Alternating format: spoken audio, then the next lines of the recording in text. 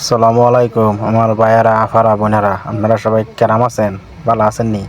এই জায়গায় দেখি এই ভাইয়া কি করে। ওই জায়গায় ওই যে মানুষ একটা কথা কয় না, পাগলের সুখ মনে মনে। আপনারা মনে মনে ভাববেন আমার এই ভাই পাগল হয়ে গেছে। দেখেন ভাইয়ের অবস্থাটা দেখেন, ভাই এখানে এটা কি করছে, করছেটা কি ভাই দেখেন। হ্যাঁ, আমার এই ভাই ইঁদুর ফালে, ইঁদুর কিনিয়া আনিয়া এই জায়গায় ইঁদুর ফালতেছে। দেখেন, আপনাদের সাথে ভিডিওটা আমি শেয়ার করলাম। এখানে অনেকগুলো ইঁদুর আছে, এই ইঁদুরগুলো বিক্রি করা হবে। যারা যারা কিনতে চান যোগাযোগ করেন। পানি তো খাইতে পারবো না, যেমনি পানিটা দিছো পানি দিতে ওই যে বাইরে ওদের জন্য পানির ব্যবস্থা করে দিচ্ছে। ওই গাছের মধ্যে ধান আইনা ঝুলাইয়া রাখছে, ওই ধানগুলা ইঁদুরে খা। এগুলো ভাই বাচ্চা, প্রথম 4টা বাচ্চা দিছিল, এখন আবার 6টা বাচ্চা দিছে। 15 দিন পর পর বাচ্চা দেয়। আমাদের এই ভাই এই ইঁদুরগুলা লালন করে।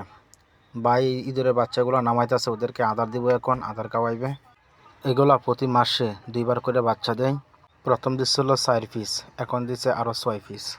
পড়িস না এটা যে প্রথম প্রথম তারিখের বাচ্চাটি। হ্যাঁ, প্রথম ইঁদুরের বাচ্চাগুলা গাছের মধ্যে খেলা করতেছে। দেখেন কত সুন্দর। এগুলো উন্নত জাতের ইঁদুর বা এগুলো বিক্রি করা হবে। এগুলা বিক্রি করা হবে, অল্প খরচে ভালো লাভবান হতে পারবেন। বাইরে প্রথম জোড়াটা 500 টাকা দিয়ে কিনে আনছিল। এগুলো তো মনে হয় ধান খাইতে না বাচ্চাটি। ধান খাইতে পারে।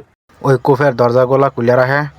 ওই তারা সারাদিন ওইটার ভিতরে একবার ঢুকতেছে, বাইরে হইতেছে, ওই গাছের মাঝে ওইটা দৌড়াদৌড়ি করতেছে, খেলা করতেছে। ঠিক আছে, ওই যে ডালের মাঝে ধান ঝুলাই রাখছে বাইরে, ওই ধান থেকে ধান খাইতেছে, আবার পানি রাখিয়া দিছে, পানি খাইতেছে।